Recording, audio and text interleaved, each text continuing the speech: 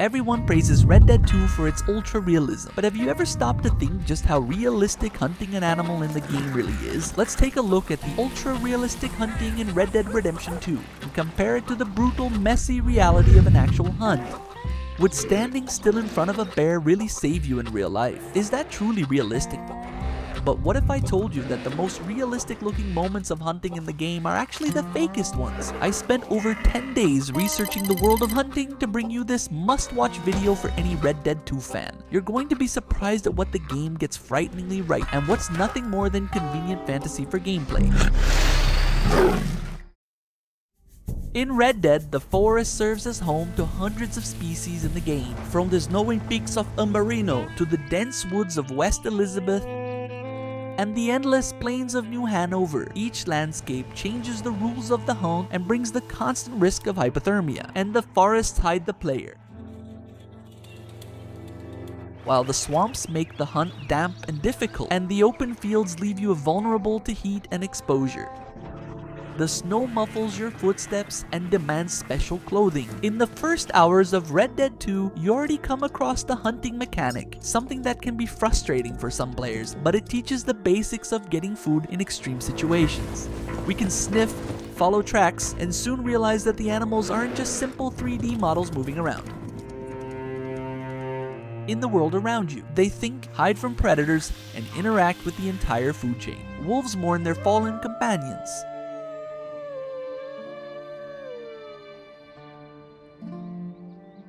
Raccoons play dead.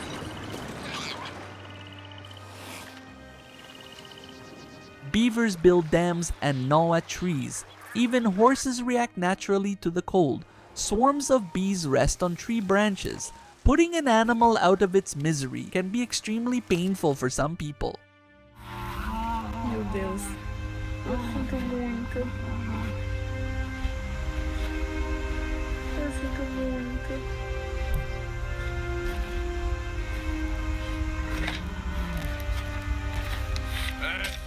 It's a brutal portrait of nature, maybe the most complete wildlife ever created in a video game. Real life is cruel, and back then, people still had to fight for their own food, especially in more isolated regions. Even though America was industrializing, hunting was very common, and most of the time quite sustainable too. On top of that, each species reacts in its own unique way to the player's presence. Birds take off in flocks at the slightest gunshot.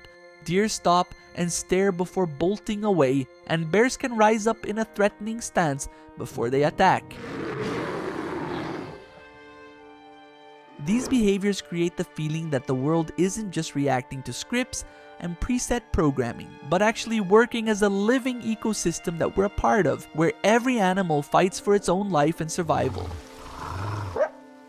It's so impressive to see a game so well made that its flaws end up becoming the most interesting part of the whole story. A game so dense that even years after release, people are still discovering new things. And this dedication to realism can be seen in almost everything in the game. A world that breathes, a digital version of the Old West, carefully built from a time that's long gone.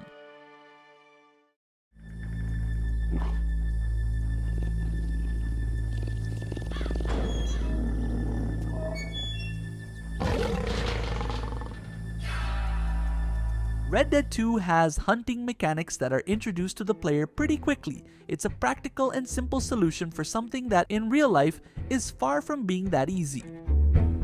Charles is one of the gang's most valuable members. He shows his roots as a tracker, seeing stories where most people only see dirt and leaves. To him, a footprint tells the path of an escape. The freshness of droppings reveals the animal's distance, and a branch freshly broken in the forest points to the recent passage of prey. It's a skill that in real life takes years to master, and one that many times has already been forgotten today. Charles Smith, half black and half Native American, brings to the game a view of hunting shaped by his native roots. He learned from an early age to hunt with respect, using every part of the animal and avoiding waste, in contrast to predatory hunting, which was also very common in the Old West. But despite all the realism of the tracks in Red Dead, Eagle Eye is the first big and necessary break from reality, a feature that feels almost supernatural, like a superpower in the game. Where the game comes dangerously close to real life though, is with the scent and wind of the animals and of Arthur himself. Most games completely ignore this. Red Dead took care to represent this real life detail. In the game, Arthur leaves a visible scent trail that the wind can carry straight to the animal. And that is absolutely true to reality. Real hunters always check the wind's direction, and in the game, you even have to use a cover scent lotion to hide your smell. During real-life hunts, hunters also rely on the super hearing of horses, which are always alert to any threat. It's no coincidence that our horse is super sensitive to danger. This is indeed well represented in Red Dead because in real life, even the direction a horse's ear turns can reveal the presence of prey or a predator. They are truly important tools during a hunt, helping you succeed in taking down your target. One problem is that real hunts can last for hours, especially in tough conditions like deep snow. In the game, the player is way too efficient as a predator. He crouches and moves through the forest at a speed that, in reality, would require ultra slow and careful steps. Every animal in the game has a star rating, which gamifies real factors like age, health, season of the year, the quality of the animal's hide, and a bunch of other things, all summed up into a simple icon on the interface. To get the perfect pelt, you need the right tool. The game's compendium tells you what to use. You can even choose lighter rifles like the varmint rifle for rabbits and other small prey, and a heavy rifle for when you need to deal with a bear. This is another point where realism shines. The game references the real-life ethics of using the right caliber for the most humane kill, because you're definitely not going to use a sawed-off shotgun to take down a simple little rabbit hopping around. There's a curious myth that actually works in Red Dead. If you stand still, the bear simply won't attack you. In the game, this mechanic really exists. In certain situations, all the player has to do is stay still, and the animal will lose interest and just back off for no apparent reason. And it's not just bears, other animals can behave the same way. But in real life, the story can be very different and much more unpredictable than what's shown in the game. We're going to dive deeper into that. Bears are indeed intelligent animals and capable of interpreting the body signals we give them, but their reaction really depends on several factors, like the species, their mood at that moment, and the distance at which the encounter happens. In nature, standing still can sometimes prevent an attack, not just from a bear, but from any predator-like species, but that only helps in very specific contexts, usually when the bear or the animal is acting defensively, not predatory. Of course, this is by no means a survival recommendation, but running can also be a terrible idea since it might trigger the hunting instinct of the bear or other dangerous animals you might come across in Red Dead's forest or in real life. A brown bear, for instance, if it feels threatened or is protecting its cubs, may interpret stillness or the lack of eye contact as a sign that you're not an immediate threat. Even so, that's far from a rule. Any wrong move can change the animal's behavior, and then yes, you could be in serious trouble.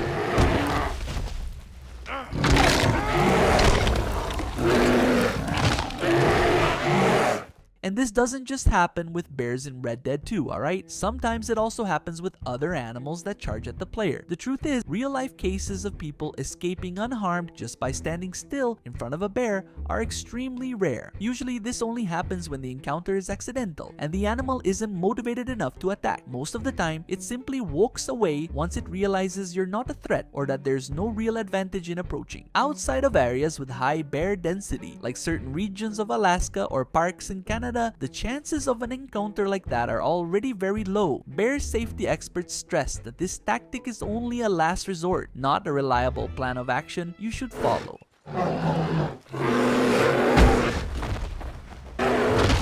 Before it ever comes to a direct confrontation, it's much safer to take preventive measures, like making noise on trails, or simply go with the easiest and wisest option, keeping your distance. In the real world, relying only on standing still can be very risky, so don't try that in real life because things can turn out very differently than in Red Dead 2, and well, you already know.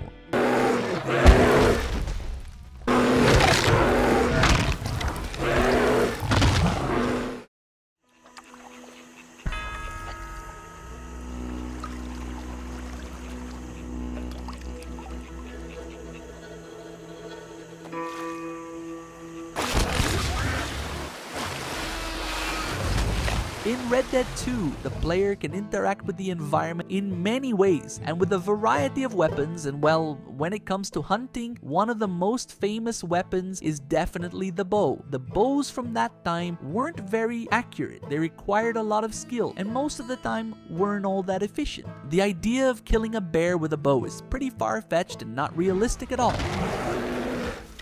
You'd need an extremely powerful bow and a perfect shot. That's where our beloved Deadeye comes in, a feature that slows down the world and highlights vital organs, whether it's human targets or the player's predators. This is without a doubt the biggest break from reality, a god mode that takes away all the pressure of a real hunt. Real hunters know animal anatomy, and they understand that a headshot isn't always the best idea. The chance of missing is extremely high. The most ethical shots, so to speak, are to the heart or lung, definitely a larger and much safer area to hit. But here's the thing, the game absolutely nails another aspect, the impact of a bad shot. An animal cries out in pain, runs off wounded, and you have to follow the blood trail, which stands out even more in snowy regions, all of it just to put an end to the animal's suffering. This really creates a genuine feeling of discomfort and responsibility, and in real life, this moment is even more tense because you have to approach with caution. Many larger animals, especially bears, can still be alive after being shot, attacking you and causing serious injury just when you thought you had made the kill. Another mechanic that the game introduces is the ability to lasso some small animals. With the rope holding them, the player can move in and finally finish the animal off with a knife. It's okay.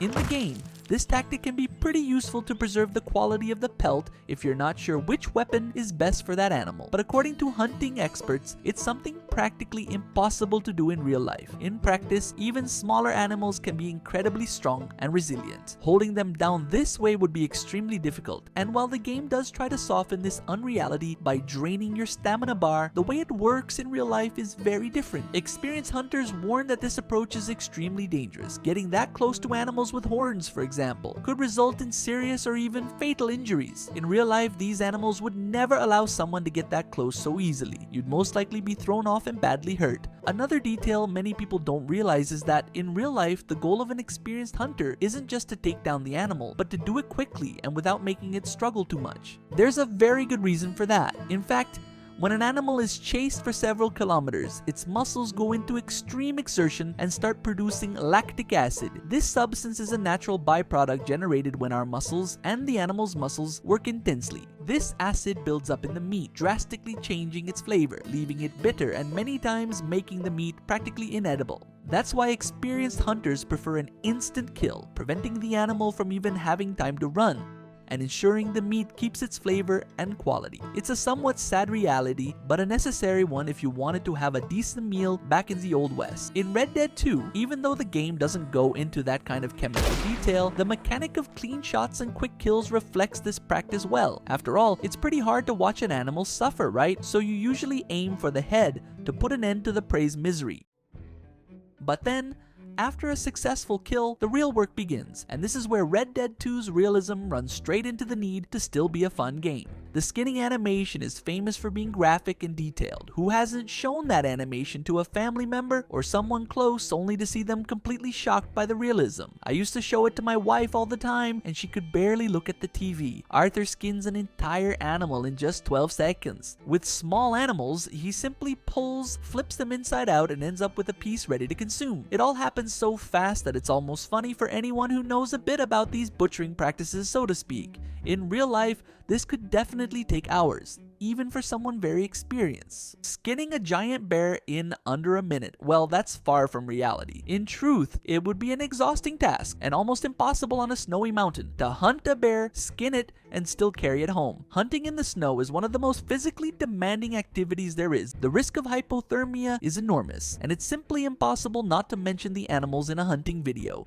In the game's internal programming, the animals in Red Dead 2 have complex routines and highly realistic behaviors. Some species were carefully programmed to move in small herds. Species appear more or less often depending on factors like wind, region, temperature, noise, and many other aspects you can come across while playing. It's as if there were a little artificial brain inside each one of these creatures. Birds can be seen perched on rocks, deer scare easily, and predators tend to resist the player's presence, and dogs even help their owners during hunts. It's one of the most alive worlds ever created. There's another character named Albert Mason, maybe one of the biggest admirers of all this wildlife, who appreciates the world in a way few people did back then. And it's easy to notice this in the many missions where we have to photograph animals and help him with his photography troubles. And how could we not mention Mrs. Hobbs, who found a way to feel less lonely in Cold Strawberry by collecting taxidermy animals and turning that into a deeply passionate form of art. And it's because of all these details that a serious ethical problem also comes up, almost always with large animals. The player is forced to collect only the hides and antlers, leaving the rest of the body to rot. Hunting experts call this a complete disrespect, and they're absolutely right. After all, in real life, that's called intentional waste. Leaving a carcass behind and taking only the valuable part is extremely disrespectful and shows a tremendous indifference toward nature, a total disconnection, because back then, hunting wasn't practiced as a sport, so to speak, but as a matter of survival. Another funny detail is that hunting experts say that contrary to how the game shows Arthur cutting off a deer's antlers with incredible ease, in real life that's extremely difficult to do, even with special saws today. Throughout the game, we see moments that highlight this, like when Arthur accompanies Charles on a mission where several hunters are simply killing buffalo in the heartlands with no real purpose. In 1899, millions of bison roamed free across the plains of North America, but by 1899, that era was already over. Almost all wild bison had been wiped out. The reasons were tragic and, to be honest,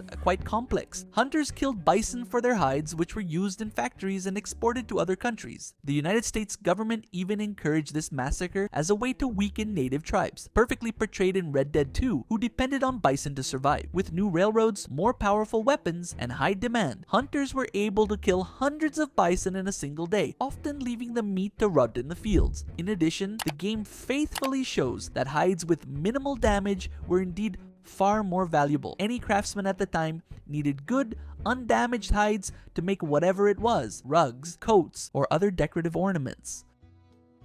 As we mentioned earlier, back then hunting was essential for food, especially in isolated areas. The game also demonstrates this perfectly during the missions where Arthur helps the widow near the beautiful waterfalls of Roanoke Ridge. Arthur often emphasizes how important it is for her to learn to hunt so she doesn't starve in that region. After all, she would hardly have access to industrialized food in that region.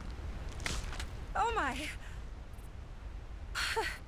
It worked. Another pretty strange aspect of the game is that the player can eat practically anything. Rats, crows, and exotic species can all be part of the player's diet when trying to fill their cores, but that's completely unrealistic. Back then, if someone was eating crows or other exotic animals for food, it meant they were truly desperate. These birds usually have terrible tasting meat, almost inedible to be honest. That usually happens because the meat takes on the flavor of the animal's diet. Another aspect where hunting is mentioned in the game is that the player is often reminded to contribute to the gang, hunting so that our dear Pearson's tasty stew has enough protein to feed the beloved gang. And there he is, chopping up all the veggies and ingredients needed for that stew.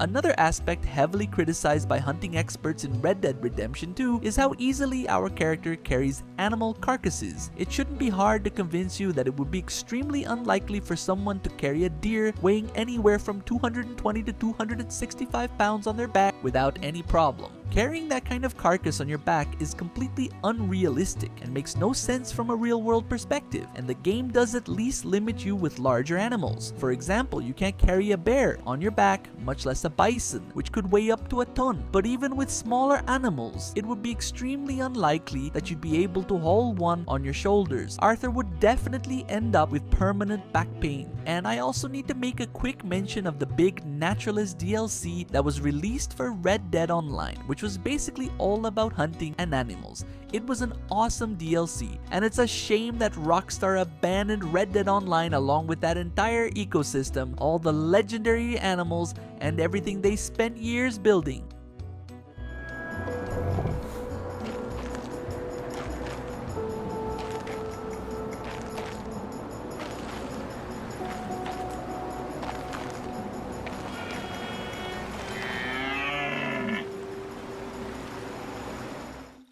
In a world without modern refrigerators, preserving meat and other food was a true art, and in the Old West that becomes clear in every detail. Across towns and camps, we see barrels filled with fresh cuts, whole pieces hanging to dry in the air, hides stretched out for tanning, and even cured meats protected by nets and ropes. These methods weren't just an aesthetic choice. Rockstar decided to add to the scenery. They were real techniques used at the time to make sure food would last long enough for extended journeys. In the game, we have 4 butchers, mainly the ones in Valentine, Saint-Denis, Strawberry, Blackwater, and Tumbleweed. A fun fact that few people know is that the Valentine butcher's name is Bob Matsey, and actually, the Valentine butcher has 2 different appearances, one in 1899 and another in 1907. Now, going back to the techniques those butchers used at the time, there were a few preservation methods. The first and most famous was curing and smoking. Meats would be hung on wooden racks wrapped in mesh to keep insects away and left to dry while absorbing smoke. The other method was salting, where large cuts like hams were covered with coarse salt to prevent the spread of bacteria. And then, of course, there was the use of ice. Fictional companies like Dot Ice Traders are perfectly represented in the game through signs on warehouses and other places tied to the butchers. They transported blocks of ice to keep the goods fresh. That ice came from 2 main sources: blocks cut from frozen lakes in the winter and stored in insulated warehouses with sawdust. And I don't even need to mention that hides and leather were also put to use.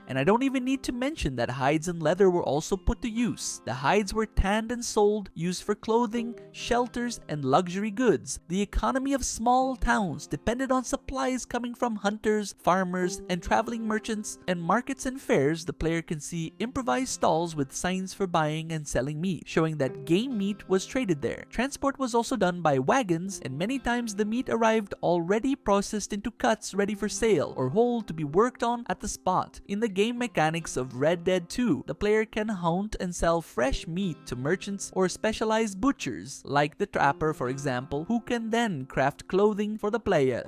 This mechanic simulates a realistic hunting economy that actually existed back then. All these scenes, all these details I've shown you highlight Rockstar's care in creating a living world. The blood on the ground, the exposed cuts, the whole animals hanging, all of this conveyed the raw atmosphere of 19th century food trade, where every part of the animal had value. And ice, which is common today, back then was rare, expensive, and logistically complex. A true luxury for those who wanted to transport fresh meat over long distances. The game isn't just a simple Wild West game, it's an abstract portrait of survival in nature during that time. Hunting in the game mixes a realism that can often be unsettling, but some things had inevitable concessions to keep the rhythm fun and accessible for a video game. It's easy to forget we're even talking about this, that the comparison with real life becomes almost unavoidable. Throughout this analysis, we've seen Rockstar recreate in rich detail elements like tracking, animal behavior, wind direction, and the use of certain weapons.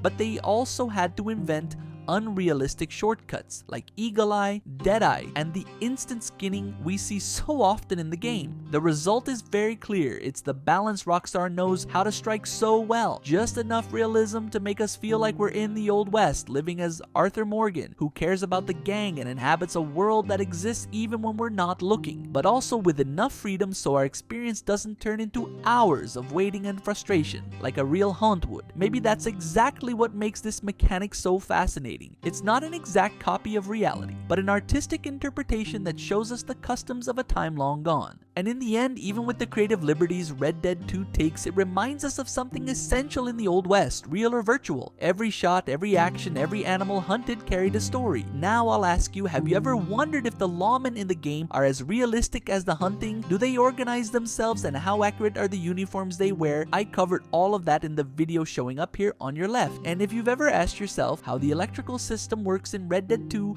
click the video on your right. I'll be waiting for you there for another deep dive into this incredible world of Red Dead.